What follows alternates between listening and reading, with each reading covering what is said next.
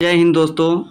कैसे हैं आप लोग? आशा करता हूँ स्वस्थ होंगे, मस्त होंगे, ज़बरदस्त होंगे। एक बार पुनः आप लोगों का फिर से स्वागत है हमारे ऑफिशियल स्टडी अड्डा चैनल में। दोस्तों, आज हम एसएससी जीडी और एमटीएस 2024-2025 के लिए जीके और जीएस की जो प्रैक्टिस सेट नंबर 9 है उस पर चर्चा करेंगे।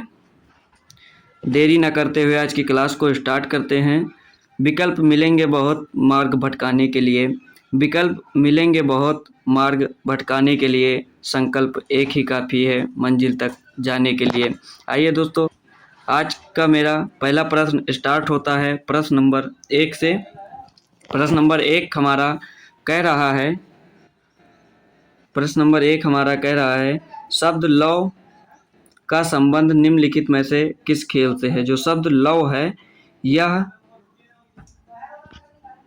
किस खेल से संबंध रखता है दोस्तों? ऑप्शन ए है गोल्फ, ऑप्शन बी है फुटबॉल, ऑप्शन सी है लॉन टेनिस और ऑप्शन डी है शतरंज। तो दोस्तों, इसका जो मेरा प्रश्न नंबर 1 का बिल्कुल सही उत्तर है वह होने वाला है lawn tennis. Option number C, जो लॉन टेनिस है वह लव शब्द से संबंध रखता है। अगला प्रश्न मेरा हो जाएगा प्रश्न नंबर 2। प्रश्न नंबर 2 है, वह कौन सी जल संधि यूरोप को अफ्रीका से अलग करती है? वह कौन सी जल संधि है जो यूरोप को अफ्रीका से अलग करती है? ऑप्शन नंबर ए है बोस्पोरस, बेरिंग, जिब्राल्टर और डोवर। तो दोस्तों, जिब्राल्टर जो जल संधि है वह यूरोप को अफ्रीका से अलग करती है। प्रश्न नंबर 2 का जो बिल्कुल सही उत्तर है वो हो जाएगा ऑप्शन नंबर सी, जिब्राल्टर जल संधि जो है वह यूरोप को अफ्रीका से अलग करती है। जिब्राल्टर की जल संधि अटलांटिक महासागर को भूमध्य सागर से जोड़ती है और यूरोपीय महाद्वीप पर स्पेन को अफ्रीका महाद्वीप पर मोरक्को से अलग करती है।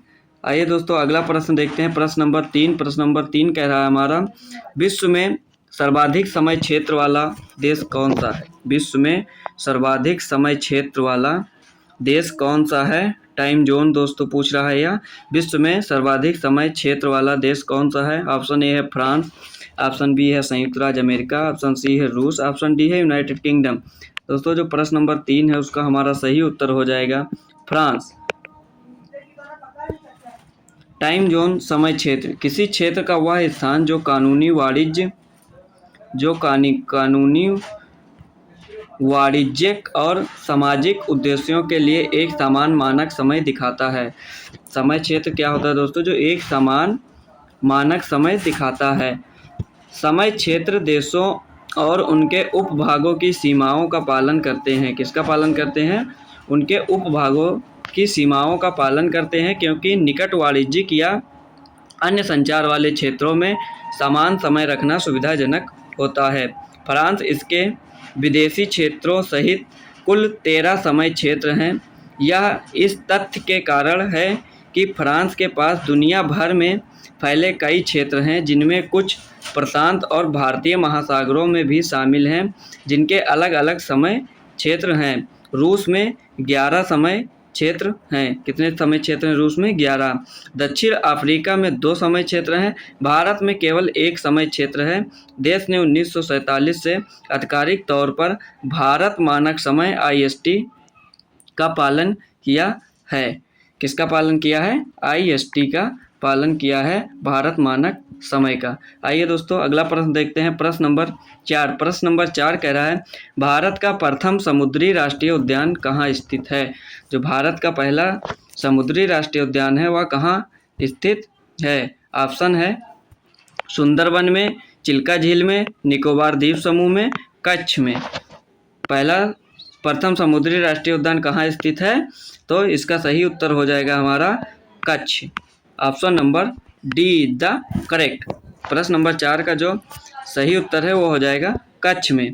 मरीन नेशनल पार्क और समुद्री अभयारण्य कच्छ की खाड़ी में दक्षिणी भाग में के साथ जामनगर, द्वारका और मोरबी जिलों को कवर करते हुए खंडित क्षेत्रों में स्थित है। यह भारत का पहला राष्ट्रीय समुद्री मार्ग है जिसमें समुद्री राष्ट्रीय उद्यान में जामनगर तट पर 42 द्वीप हैं।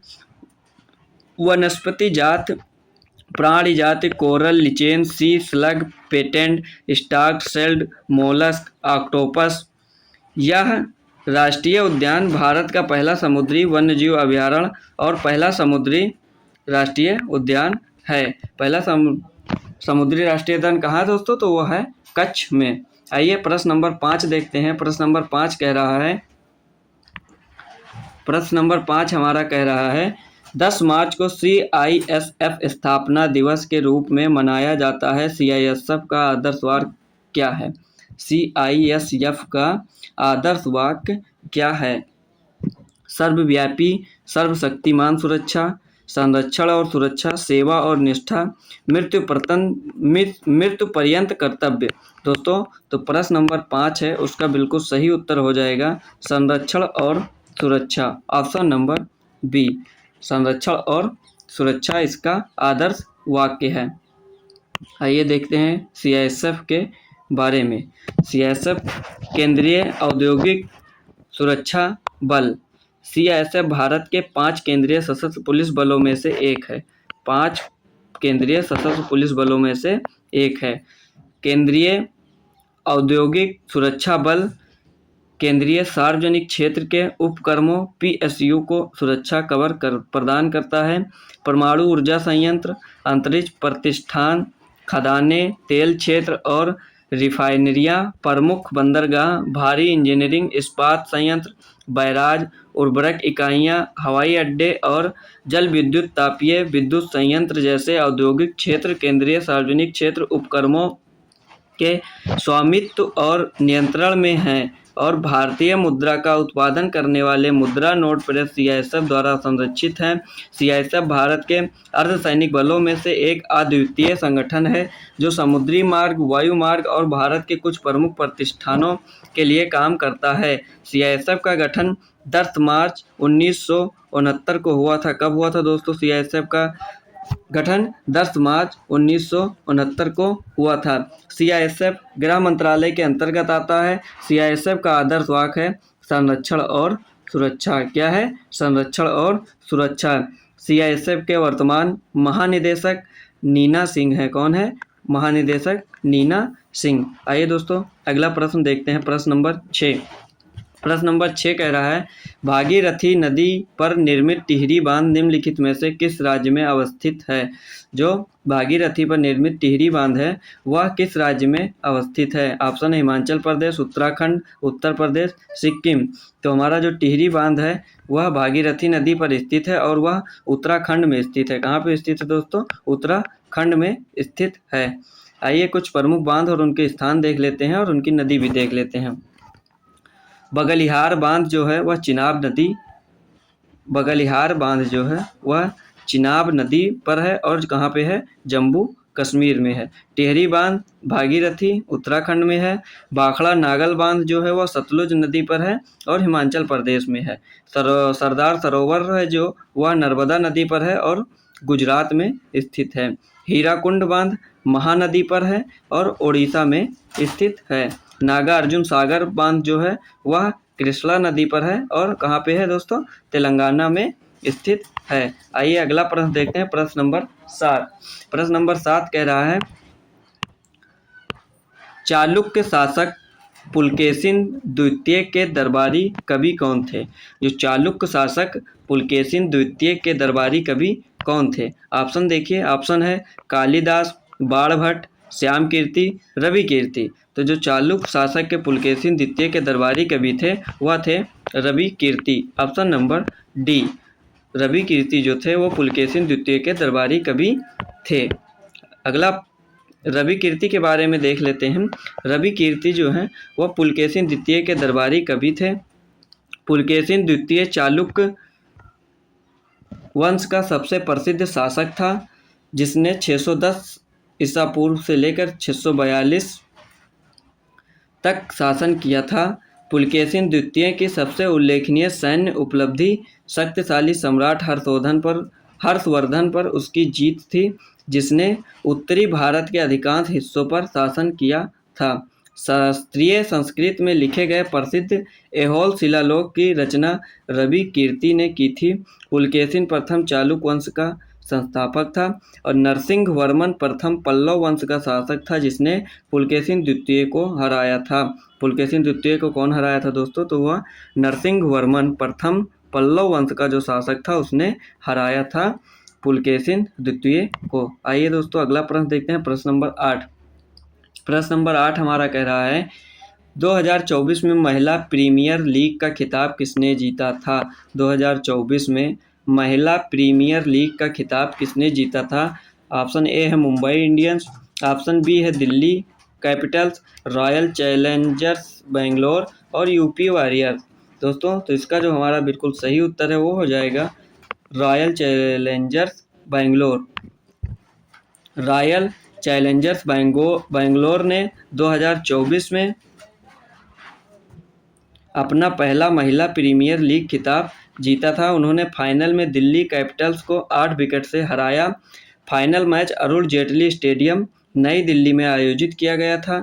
यह जीत आरसीबी के प्रशंसकों के लिए विशेष रूप से महत्वपूर्ण थी, जिन्होंने आईपीएल की शुरुआत से ही पुरुष टीम का समर्थन किया है। स्मृति मंदाना ने रॉयल चैलेंजर्स बेंगलोर टीम की कप्तानी की। इस जीत ने महिला प्रीमियर लीग की टीम की पहली खिताब जीत दर्ज की। किसने जीता था? रॉयल चैलेंजर्स बेंगलोर ने 2024 में अपना पहला महिला प्रीमियर लीग खिताब जीता था। आइए अगला प्रश्न नंबर 9। प्रश्न नंबर 9 कह रहा है 1965 के भारत पाक युद्ध के दौरान भारत के प्रधानमंत्री कौन थे? बहुत बढ़िया प्रश्न है। भारत के प्रधानमंत्री कौन थे जब भारत पाक का युद्ध हुआ था 1965 ईस्वी में? ऑप्शन ए है जवाहरलाल नेहरू, ऑप्शन बी है इंदिरा गांधी, ऑप्शन सी है लाल बहादुर शास्त्री और ऑप्शन डी है राजीव गांधी। तो इस प्रश्न नंबर 9 का हमारा सही उत्तर है लाल बहादुर शास्त्री, ऑप्शन नंबर सी। लाल बहादुर शास्त्री भारत पाक युद्ध के समय 1965 में भारत के प्रधानमंत्री थे। उन्होंने 1964 से 1966 तक भारत के प्रधानमंत्री के रूप में कार्य किया था। 1965 में भारत पाक युद्ध के दौरान वह भारत के प्रधानमंत्री थे।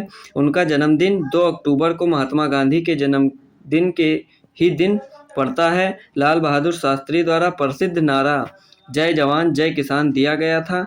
उन्होंने 10 जनवरी 1966 को पाकिस्तान के तत्कालीन राष्ट्रपति मोहम्मद अयूब खान के साथ ताशकंद घोषणा पर हस्ताक्षर किए थे। कहाँ पे घोषणा किए थे? ताशकंद घोषणा पर हस्ताक्षर किए थे। वह विदेश में मरने वाले पहले प्रधानमंत्री थे। कहाँ विदेश में मरने वाले पहले प्रधानमंत्री कौन थे? तो वह थे लाल बहादुर शास्त्री जी। उन्हें 1966 में भारत रत्न से सम्मानित किया गया था। कब सम्मानित किया गया था? 1966 ईस्वी में। वह मरणोपरांत भारत रत्न पाने वाले पहले व्यक्ति थे।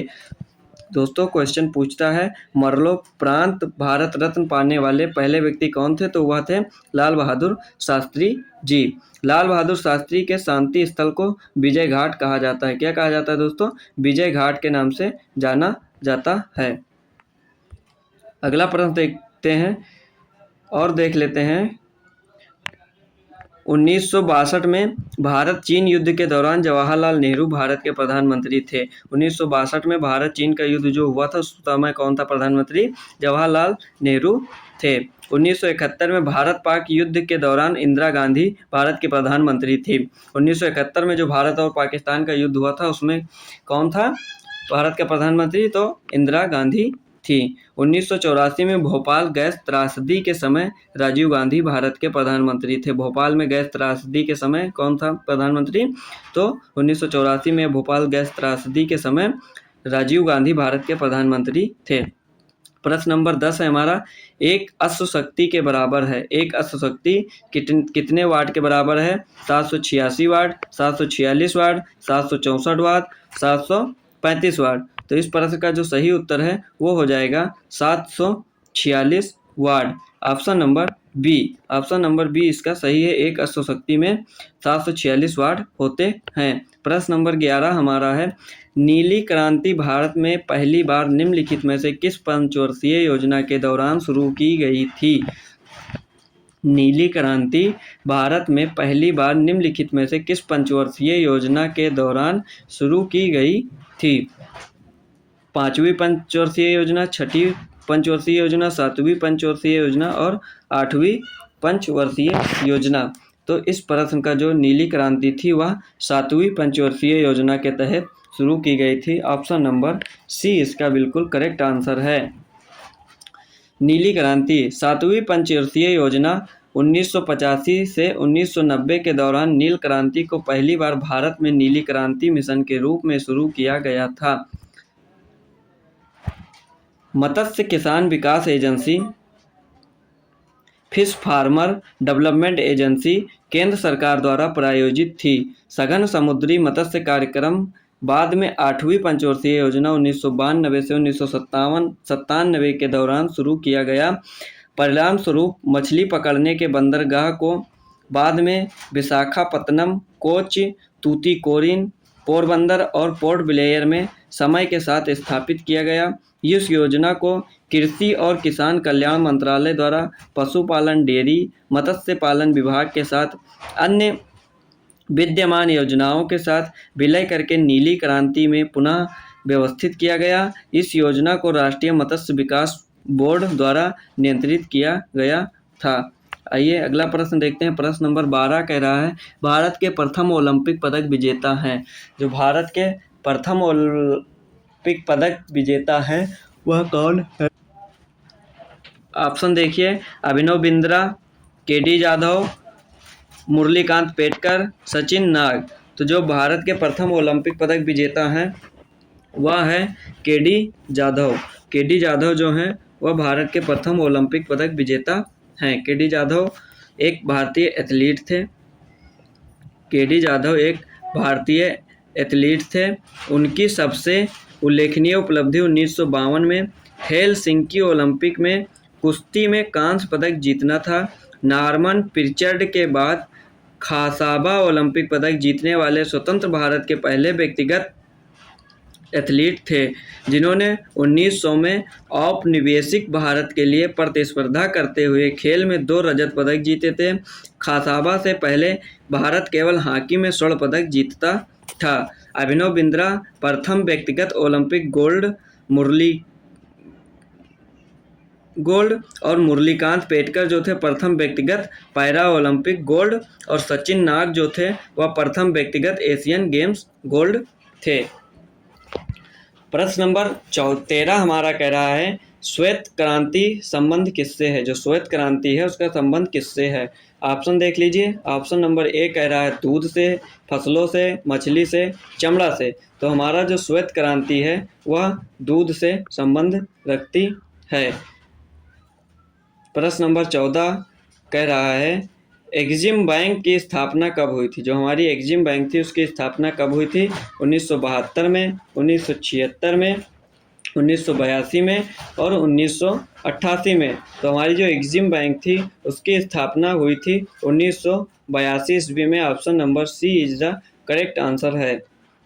भारतीय निर्यात आयात बैंक एग्जिम बैंक की स्थापना 1982 में संसद के एक अधिनियम द्वारा भारत के विदेशी व्यापार के वित्त पोषण सुविधा और प्रचार के लिए की गई थी। यह निर्यात और आयात के वित्त पोषण में लगे संस्थानों में कामकाज के समन्वय के कारण देश का प्रमुख वित्तीय संस्थान है। देश का प्रमुख वित्तीय संस्थान है। इसका मुख्यालय मुंबई में है। एग्जिम बैंक का मुख्यालय कहाँ है? तो वह मुंबई में है। एग्जिम बैंक की स्थापना भारत सरकार द्वारा अधिनियम 1981 के तहत निर्यात ऋण के एक संरक्षक के रूप में की गई थी, जो वैश्विक निर्यात ऋण संस्थाओं को दर्शाता है। एग्जिम बैंक का मतलब export import bank of India है। एग्जिम बैंक का मतलब क्या होगा? Export import bank of India है। आइए दोस्तों अगला प्रश्न देखते हैं। प्रश्न नंबर 15। प्रश्न नंबर 15 कह रहा है, राष्ट्रपति अपना त्यागपत्र निम्नलिखित में से किसको देता है?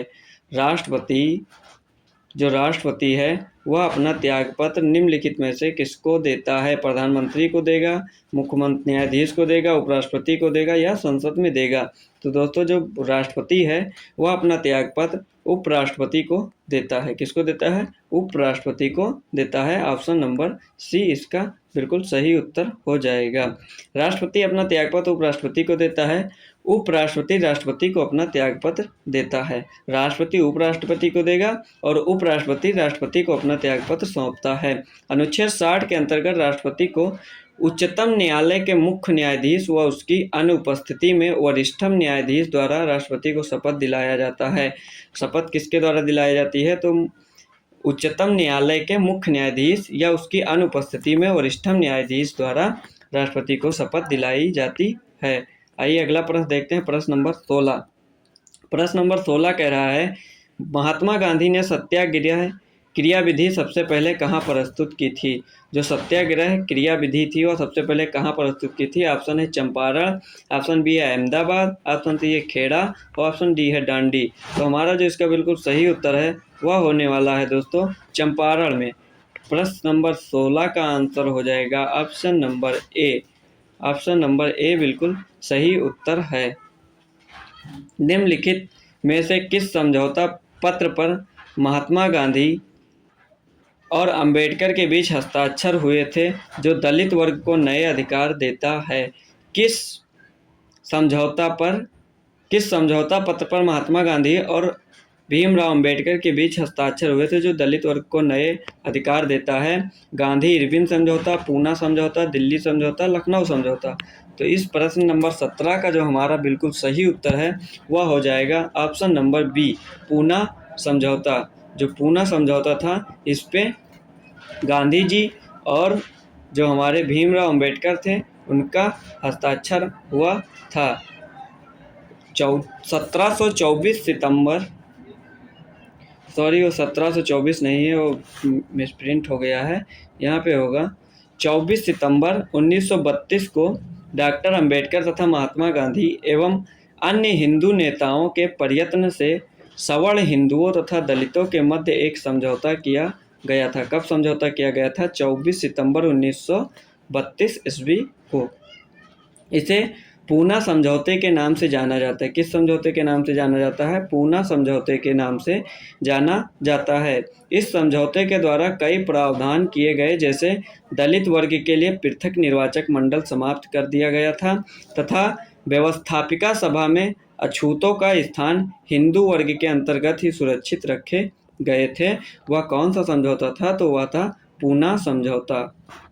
आइए दोस्तों अगला प्रश्न देखते हैं, प्रश्न नंबर 18। प्रश्न नंबर 18 कह रहा है, चरकुला नृत्य से संबंधित है। चरकुला किस राज्य से संबंधित है? तो चरकुला नृत्य जो है वह ऑप्शन नंबर ए गुजरात से संबंधित है, मध्य प्रदेश से संबंधित है, बिहार से संबंधित है या उत्तर प्रदेश से संबंधित है? तो इसका जो सही उत्तर है वो हो जाएगा ऑप्शन नंबर डी। जो चरकुला नृत्य है वह उत्तर प्रदेश से संबंधित है। कहाँ से स्थित संबंधित है? तो वह है उत्तर प्रदेश से संबंधित है। प्रश्न नंबर 19 है हमारा, कह रहा है, गुप्त काल में किस भाषा को प्रोत्साहन दिया गया? जो गुप्त काल था हमारा उसमें किस भाषा को प्रोत्साहन दिया गया? ऑप्शन ए है संस्कृत, प्राकृत, पाली और हिंदी। तो दोस्तों प्रश्न नंबर 9 का जो बिल्कुल सही उत्तर है वो हो जाएगा ऑप्शन नंबर ए, संस्कृत भाषा को गुप्त काल में प्रोत्साहन दिया गया था। गुप्त काल में संस्कृत भाषा को प्रोत्साहन